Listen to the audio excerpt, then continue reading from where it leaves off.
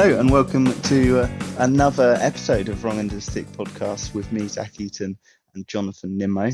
Hello. Here in the Corona quarantine environment that we are still in after Boris's little update last Sunday. So welcome. And we've got it'll be a quick short one from us as we're going to kind of lead into Jonathan's interview. Did you want to give us a little bit of context who you're going to be speaking to? So it's a follow-up to what I said about last week. So at the end of last week's episode, I said we were going to have an interview, and we have all got that lined up and ready to go now for you. So I'll be talking to Ella Chandler, who is a women's cricket player. So she plays for Hampshire, and she's played for various levels of England under, 19s and stuff. She's been travelling the world playing cricket, so we're going to get together and have a chat with her and see what she's got to say on how she's getting on sort of how the state of cricket at the moment, the state of women's cricket in particular, and the 100, what she thinks about that, and all kinds of stuff. So hopefully that will be good, interesting stuff for everyone to listen to.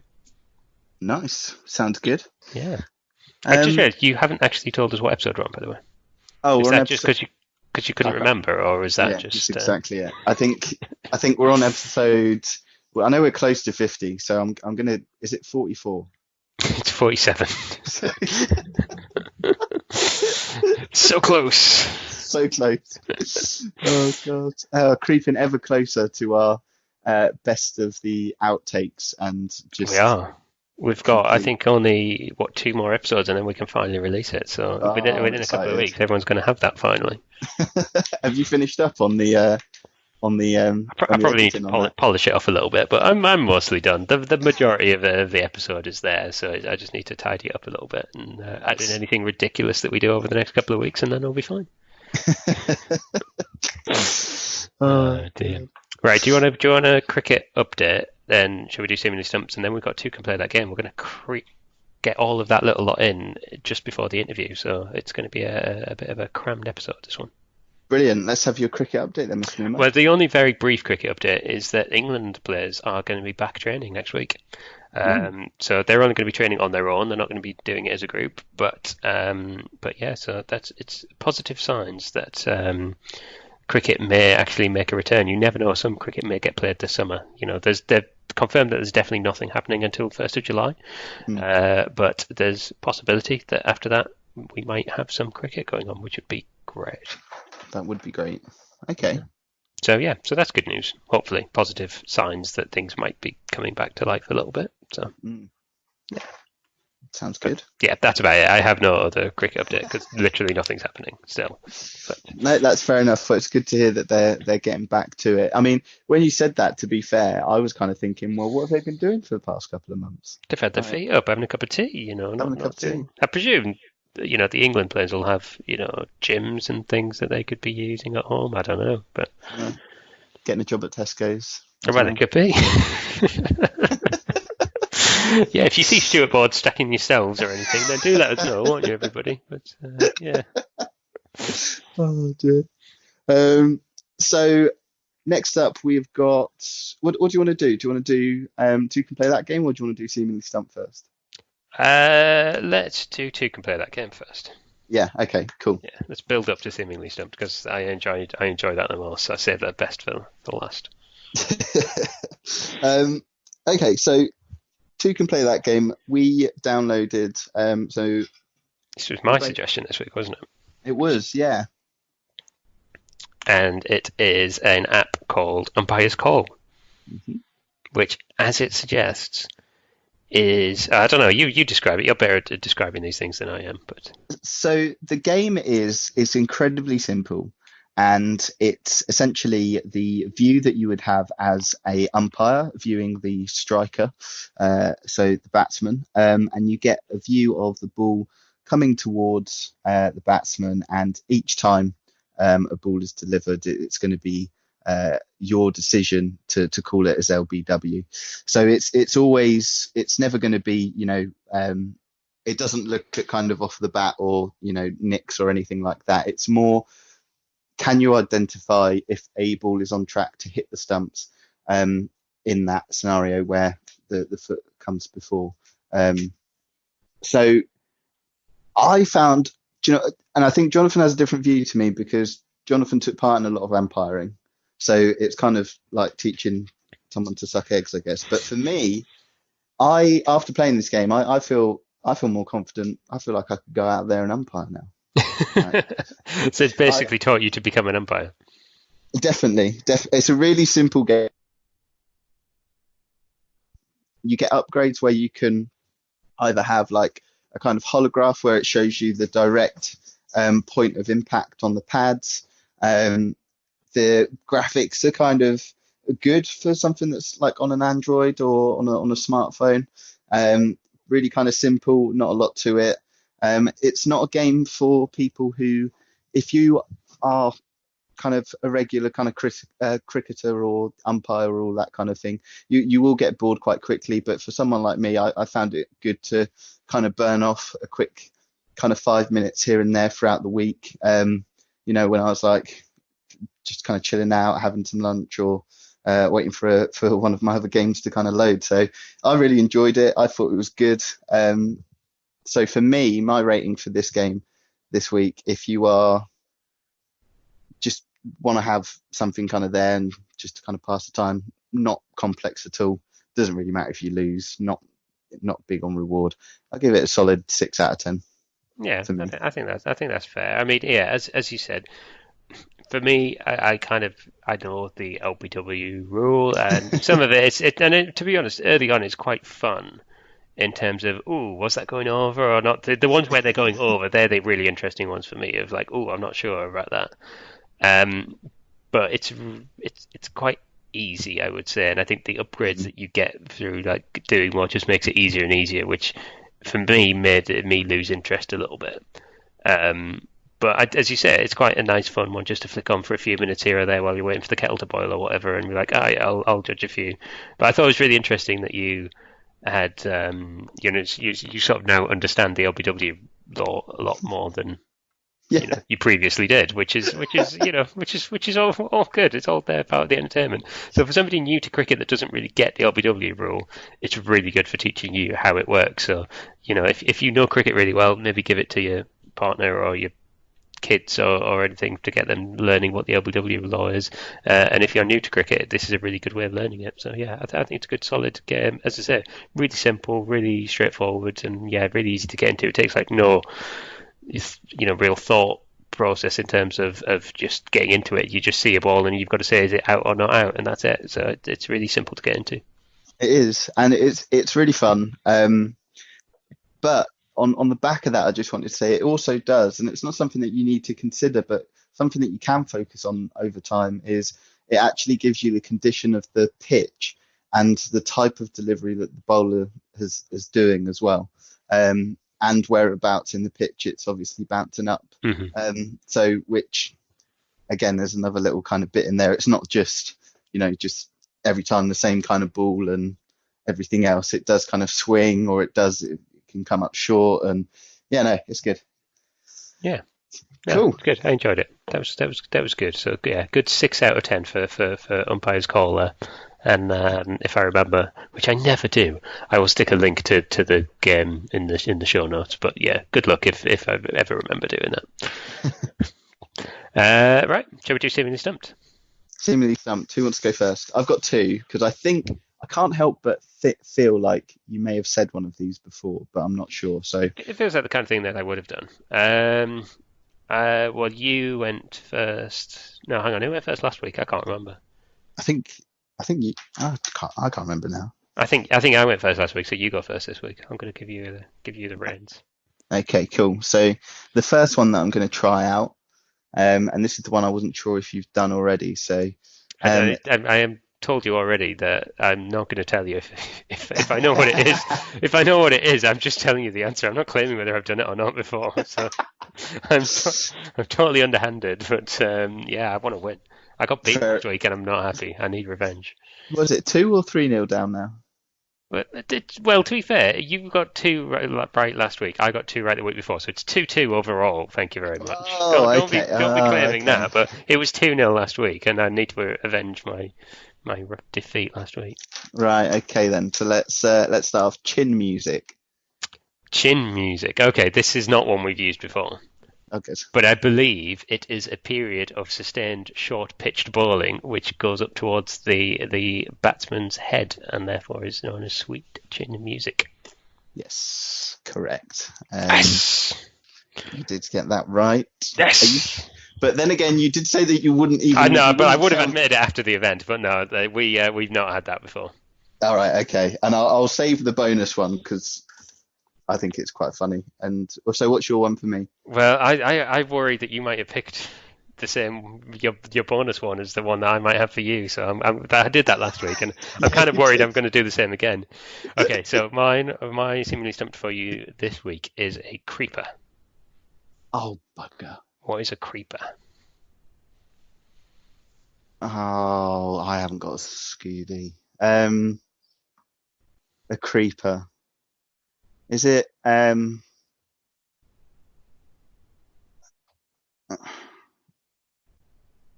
Is it? Is it a slower ball going towards the toes? Slow Yorker. Do you want to tell me more about that? Um, so I'm guessing it's a creeper is a slower delivered ball Hmm. that is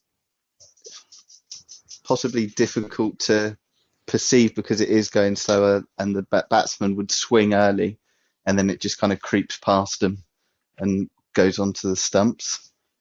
I mean, I love that. That's genius, but you could not be more wrong. But Oh, God. well, but I really like that, and I prefer that to the actual Oh, okay. one that it's actually used for. So I think we can revolutionize the use of this. Um, but no, you are very much wrong, and it is very Oh, much 2-0 to me. So no, a creeper is a ball that after it's hit the pitch shoots along the floor. So it's kind of like a daisy oh, cutter in football. You get daisy cutters. So yeah. it hits like something in the pitch and it kind of dies and just goes along the floor from that point. That is a creeper. So it's a variation on a daisy cutter, Yeah, exactly. Yeah, which I but actually looked up daisy cutter before this one. It wasn't the ones that I picked, but okay, right. Bonus round then. So see, I got 2-0. Thank you very much. I will take my applause now. But carry on. Yeah, all right. Let's have a bonus round one. see if I can at least claw back 1 point. So, what is a fruit salad? A fruit salad. Oh God. Well, I mean, the obvious thing to say is it's a little sweet that you get and sort of weirdly fruit flavored. You always got them with blackjacks, and I never liked the blackjacks, but Oh, I fruit don't salads like were black good. jokes. Yeah. But in cricketing terms, I have no idea what that could be. I'm trying to even have a guess. Like nothing makes sense to me. Fruit salad. It will once you hear the description, actually. I think it's quite a cool little. I just thought it was quite funny. I've not heard it before, but it makes sense. Salad. Yeah, no, I don't know. No, no idea. You've got me there. I don't know what fruit salad is. Ah, he's stumped. So, a fruit salad is when a bowler delivers a different type of delivery each time rather than bowling at a constant speed. So, Oh, that makes sense. yeah, they. Yeah, that makes sense. Yeah, I So, like that. Yeah, that's good. I like that. I mean, to be not honest, I bad. bowl fruit salads because, to be honest, I have no control over it. So whatever comes out is different every single time. So yeah, I like that. I could just describe myself as a fruit salad bowler from now on, and Yeah, probably people might think it sounds really good. But an unintentional fruit salad bowler. yeah, no, I like that. That's a good one. Yeah, And you've it's clawed back some dignity there. I'll give you that. good stuff. Good stuff. Yeah, it's mostly commonly used in T20 apparently to prevent Yeah, batsmen from getting comfortable. So there you go. yeah, That is a fruit salad. I like it. Very good. Very good Cool. indeed. Right, well, that's pretty much it from us this week, isn't it? It really is short and sweet from us. I say from us, I'm coming back with the interview in about 30 seconds, but that's kind of it from us for now, and we will catch everybody later. Or shall we Indeed. come back after the interview and then shall we do a little bye to Yeah, everyone at that point. Yeah, let's do that. yeah, we'll come back after the interview and have a little sign off. Yeah. And yeah, we'll see how we go from there. But thanks everyone for listening so far, and I hope you enjoy the interview. Yeah. Have fun, Mr. Nimmo, and Thank you. we'll speak again soon. All right. I'll talk to you in a bit. All right, take Bye. care. Bye. Well, thank you so much for joining me. It's a real pleasure. Chris. So I guess first question for you is how are you, and how's the lockdown going for you, and are you still managing to keep busy? Yeah, I mean, I'm doing well, fit and healthy, just keeping busy, ticking along with a bit of like conditioning stuff, and doing what I can. Obviously, today's announcement was a bit more positive for us cricketers. Yes. That we might be able to get back outside and play again sometime soon. So yeah, I'm doing pretty well, thank you. Good. I'm glad to hear it, because you've been you were out in sort of Australia and New Zealand recently, is that right? And yeah, so how did that sort of impact everything? Did you have to come back in a bit of a hurry? Did you? Yeah, so I was out in New Zealand playing initially just club cricket for the winter, but ended up getting signed for the domestic side out there. So that was really cool. Luckily, that finished sort of February time. So was quite lucky. We only ended up missing, I think, 2 50 over games, and actually the 50 over final, which we'd already qualified for. So didn't miss too much cricket, but yeah, had to get home really quickly before sort of borders started to shut and everything, and it meant travel plans got a bit waylaid.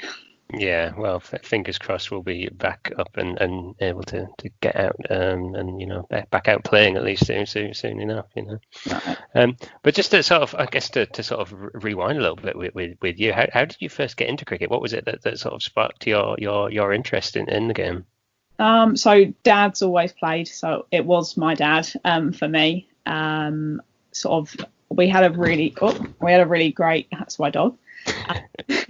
We had a really great chance to shine coach who used to come into my school, and he sort of basically not forced me, but really come down to the local cricket club and join in. Sort of started when I was about 11. And was straight into sort of like the under 13 teams, the under 15 teams, mainly in girls teams. So I was quite fortunate that we did have a girls section, and eventually sort of went into the boys teams and used to open the batting for the boys teams, and everyone used to hate it because the girls scoring runs against them. So yeah, just kicking around with my dad, watching him play, and sort of the lads always let me join in at the end, like playing a game of quick cricket or whatever. So yeah, was really fortunate. Yeah. Just got the bug early, did you? Yeah. Yeah, excellent.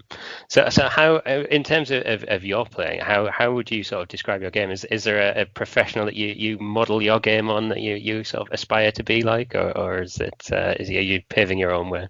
Yeah, I think growing up, like everyone has their role models. For me, it was always Charlotte Edwards.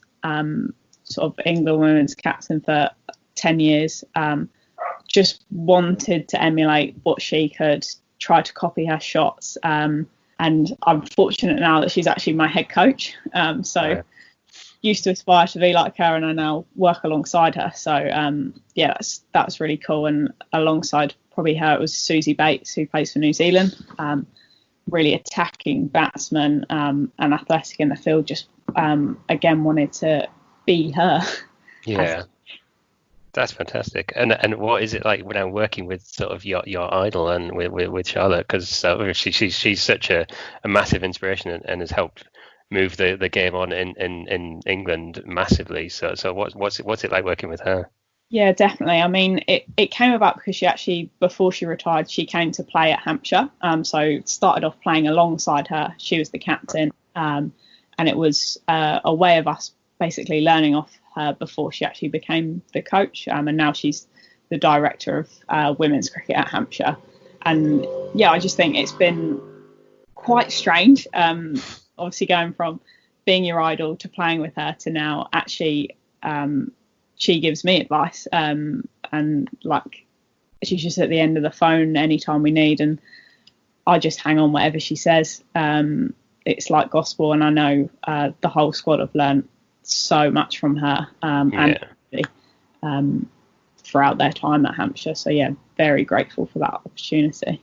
Yeah, that's fantastic, and yeah, it's great for that she's still really involved in the game and being able to help people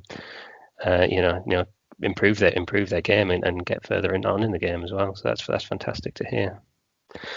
So I guess the women's game is sort of still growing in the UK and around the world, in fact, but it certainly seems to be accelerating over the last couple of years. So I don't know, how do you sort of see that? Do you think it's in a good state? Do you think it's progressing well? Do you think it's sort of heading in the right direction?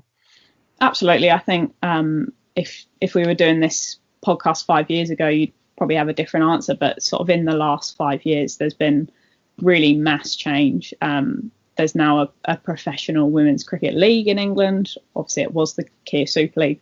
That's been scrapped at the minute, but there's going to be a new one. And sort of the amount of women and girls that are now playing, whether that be sort of the county age group or club cricket. I go into schools now and actually you go to girls, do you know what cricket is? And they're like, yeah, of course we do. Whereas if when my chance to shine coach came into me, first up, I'd have been like, nah, don't know what that is. We only play netball here. So I think, yeah, there's so much more exposure and people know the game. They know that there's a viable career path, and it's really accelerating at quite a rapid rate at the minute. Obviously, because of coronavirus at the minute, it's taken the back seat. But the plans that are in place are really exciting for a women's cricketer at the minute. Yeah, absolutely, definitely. So I guess, I mean, have you faced any particular challenges in getting into it? Because you've sort of been a little bit, as you say, ahead of the curve. As you said, 5 years ago, it was a different kind of estate. So you are sort of on sort of one of the sort of newer players that will be in there and stuff. So have you faced any challenges in getting into cricket so far? I don't think there's been any real hurdles. Obviously, the typical. When you played against boys, they didn't really enjoy getting out to you or being hit for 10 off and over or whatever. And I still find sometimes now when I play men's cricket, I play in our first team at my local club, and some of the guys still don't like it. But I'm fortunate that actually the men that I play with really respect me as a batter. I bat at number 3 or 4 for them, and I'm not there because I'm just a female, so I'm quite lucky in that. And I say I'm maybe a little bit unique in that I know there are some people that have had those issues, and perhaps they don't have a girls section at their club and they've been forced to play with the boys. But for me personally, I think because I'm a bit thick-skinned, I've done all right up against the boys. So yeah, no other real struggles in terms of being able to play cricket. Yeah. Does it give you that motivation as well? If there's people that are not absolutely, maybe showing you the fullest respect, that gives you that extra incentive to get them out or to hit them to the boundary. Yeah, my favourite thing is when I walk into bat and the whole field comes in, and sort of at some of the lower levels, when I play in sort of the second team, you have like one of your players is the standing umpire. So I can just see when it's one of the lads that I know, they just snigger and then the ball goes straight through cover and extra and they're like, oh, we might have to move back out and be sensible about this. So yeah, that's one of my favourite things, when the field all gets brought in, and then suddenly goes back out again. Yeah, that's definitely satisfying. Although, the less said about my game, the better on things like that. So people really should bring them in when I come to bat. But I guess that the other thing that's obviously with the pandemic and everything else been happening in the world at the moment, the 100, it was announced that's going to be delayed by. Where do you? Well, first of all, where do you stand in general on the 100? But do you think that was going to be sort of something that one of the big promotions and pushes for it was that it's going to help try and push the women's game forward? Is that something that you were looking forward to? Are you disappointed it's been delayed, or how do you think that was going to go? I think the 100, it's a new concept, it's a new idea. I know there's people sit on so many different sides with it, but I think the investment that the ECB were going to put into it, and they already have, was going to be quite a big deal for the women's game. Sort of the equal prize money. It will be the first time a whole squad is receiving a genuine decent salary to play cricket as a female. So yes, although I don't necessarily agree with the whole concept of the game, I think for women's cricket it will do something really special, and already is.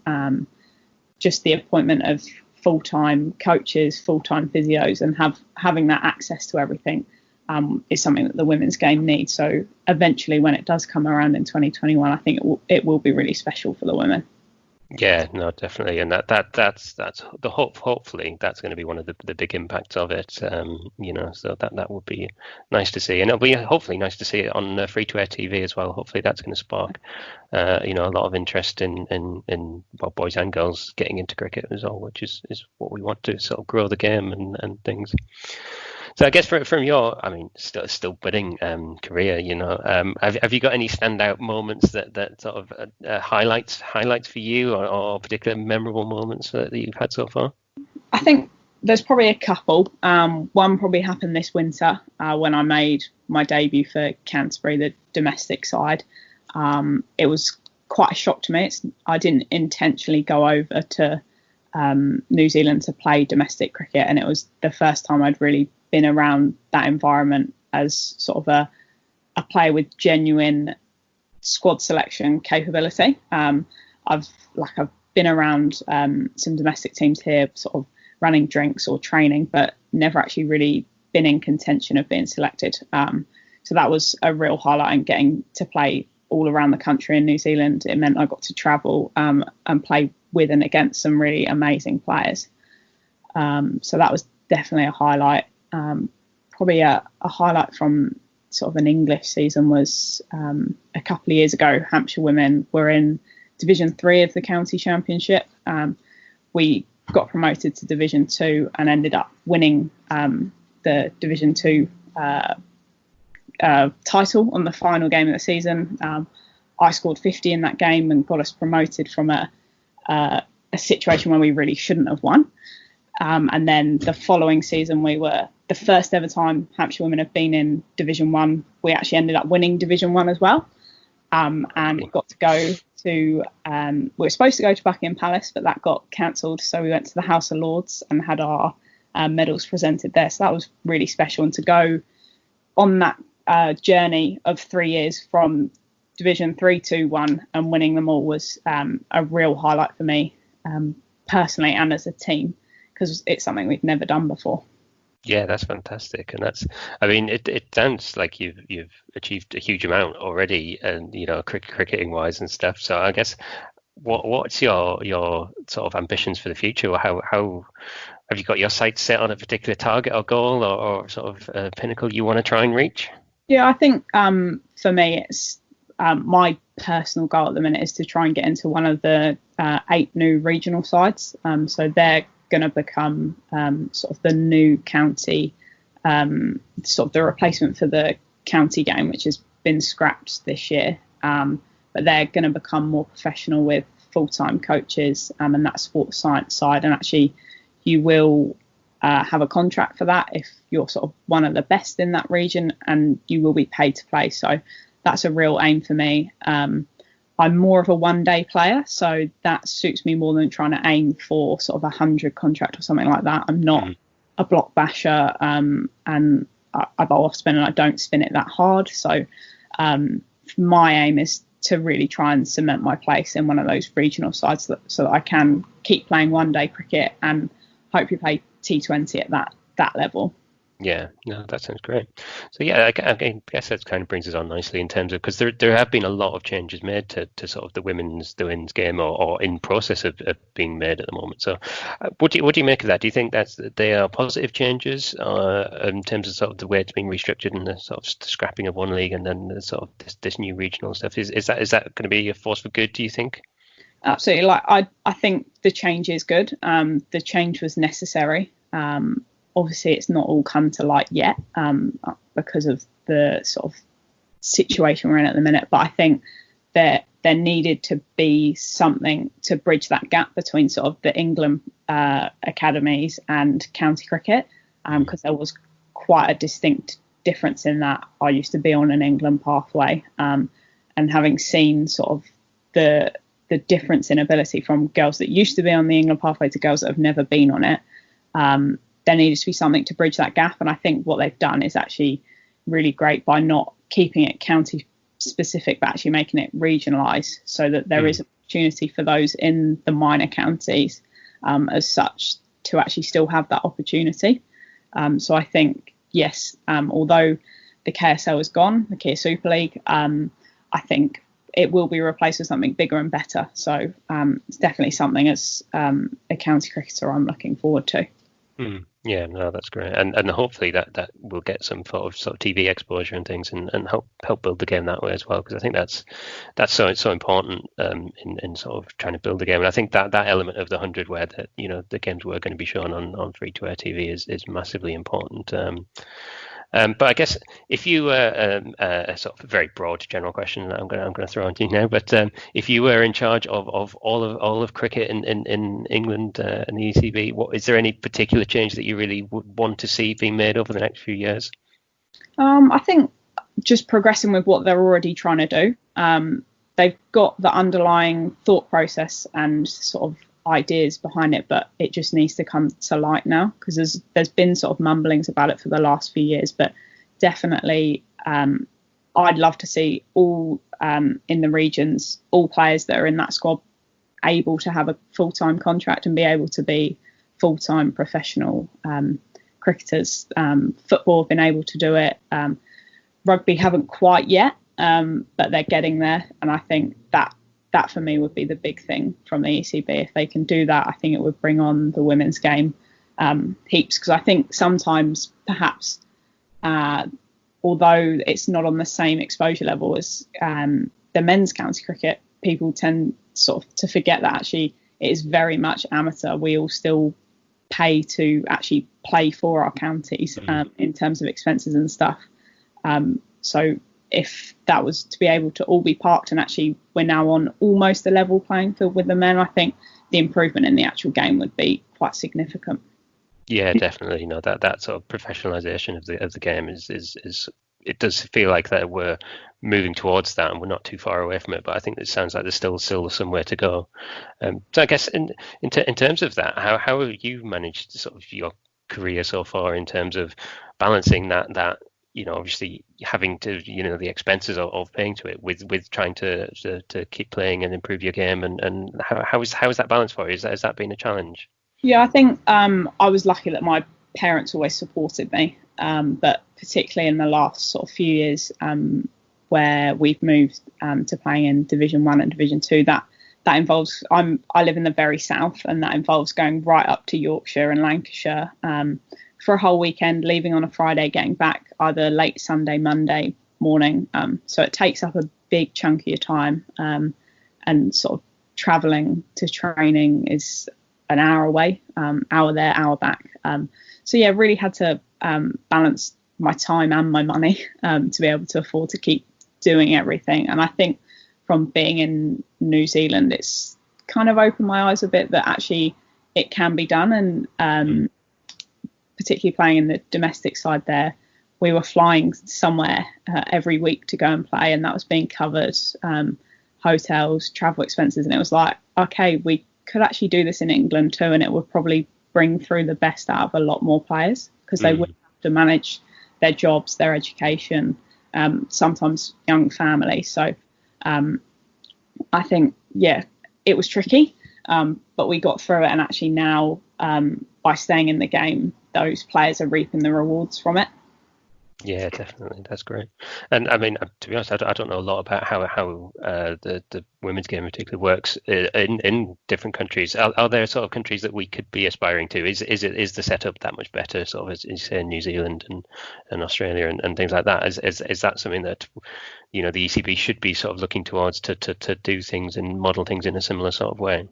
Yeah, I think New Zealand's probably a little bit different in the sense that you do have to fly pretty much everywhere because it's so spread out. But they've only just brought in a women's master agreement this year. So it's the first time players are actually being paid to play out there as well. But they seem like they've got it right. But the big shining light is Australia. They've got a standalone women's Big Bash. Their state cricket is phenomenal. I would struggle to get into a state team out there probably, and that just shows that actually the level that is out there, they've got hundreds of centrally contracted players, so they've got a big pool to choose from for their international team. And I think we will always compare ourselves to Australia, but they sort of had that money and that investment 5 years ago, and we're getting it just now. So it's really exciting actually to see in 5 years' time, will we also have that same structure? And it looks like the ECB are getting there, and it's just whether that can kick on now, even though sort of coronavirus has hit us. Yeah, well, hopefully it will, and hopefully that investment keeps being made, and well, hopefully by that point we can start to catch them up in the women's Ashes as well, because that's it wasn't the best result for England last time out. In that each year, well, every other year now, I desperately want the girls to do well, and there is genuine disparity between them now.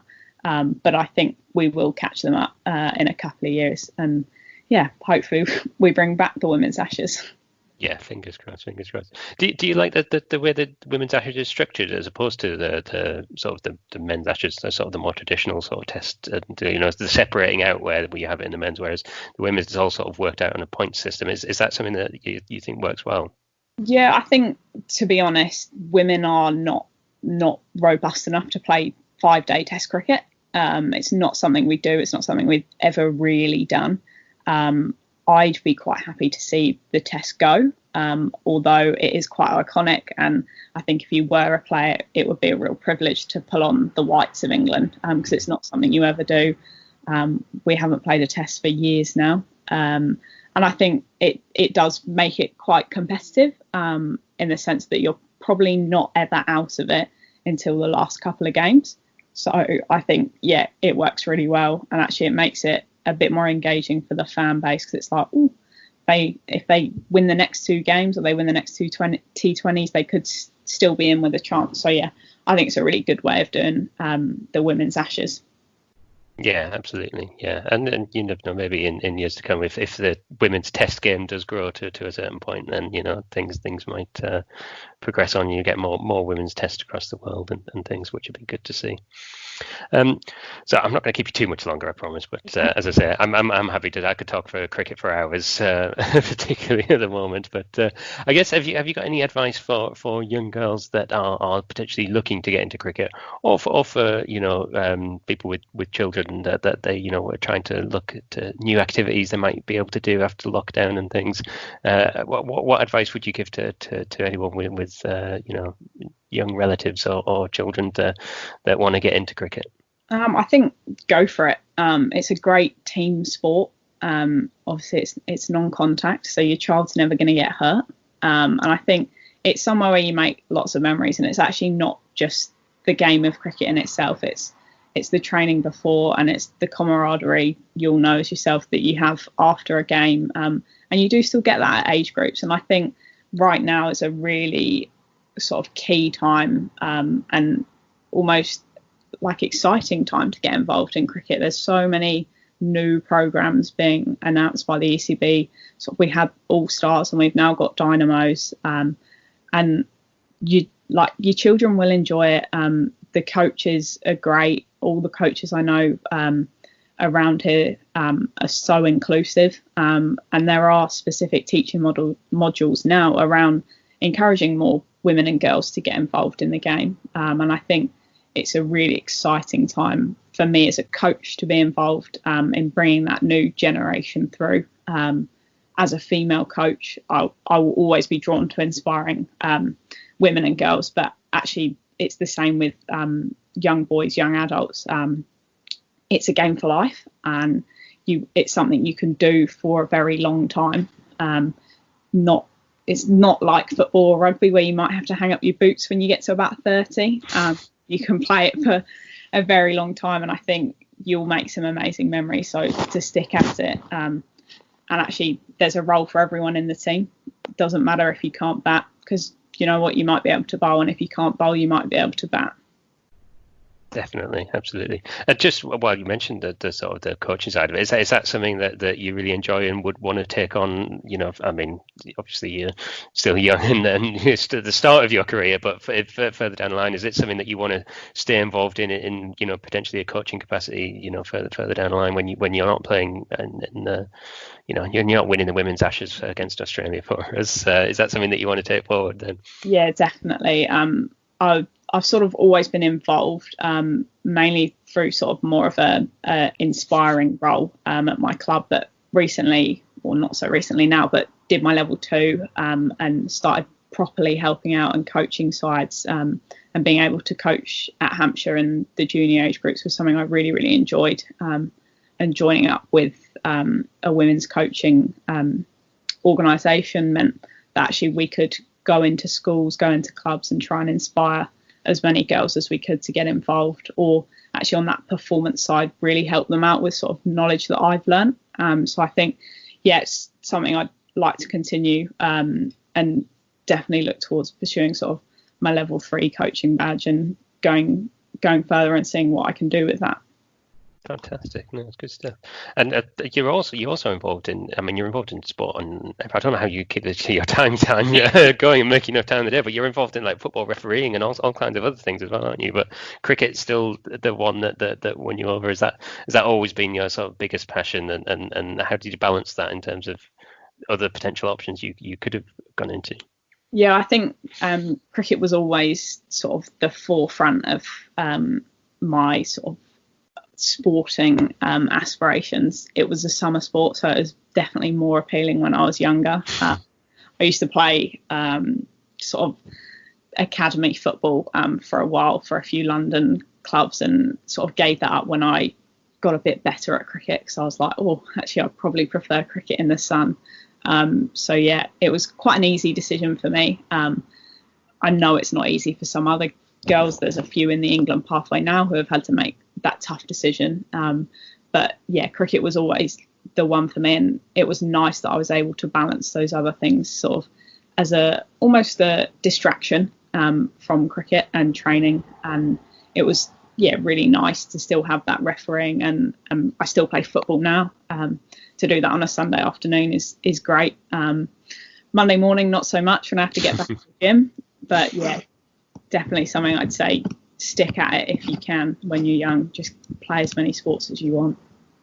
Yeah, definitely. And to be honest, there's no other sport where it revolves around food quite so much. The cricket teas and everything. You can't beat it, can you? So it's why it's the greatest sport in the world. I still say to anyone who ever asks me what's my favourite part of cricket, it's the tea. Absolutely. Yeah, definitely. There's no question about it. Well, thank you so much for taking time out of your day and talking some cricket with us. It's been fantastic for us. I'm sure all of our listeners will be inspired, and those with young children will be inspired to get them out and playing cricket, and even in the back gardens at the moment while we can't do much else. But fingers crossed for that we get some cricket played. This summer, hopefully late summer in the autumn, we'll get something going, and good luck with everything in the future, and yeah, we'll try and check in with you at some point and see how we're getting on, and how the women's game is progressing, and how you're doing personally as well. Sounds good. Excellent. Well, thanks so much for your time, and good luck with everything. Take care. Bye. Cheers. Thanks now. Bye. Am I starting or are you starting?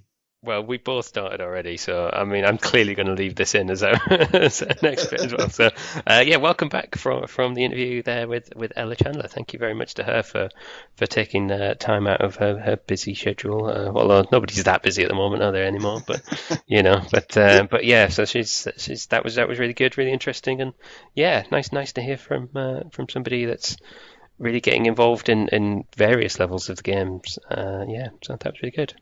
It sounded like she was quite passionate on the interview as well. She had a lot of energy to her about kind of events and upcoming stuff, which is good. Definitely, yeah, super positive, super lots of energy, and just loves cricket. Clearly, that came across massively. So she's definitely a friend of the podcast forevermore now, I think. So yeah, well, she very much shares our passion for the game. So no, that was really nice to hear.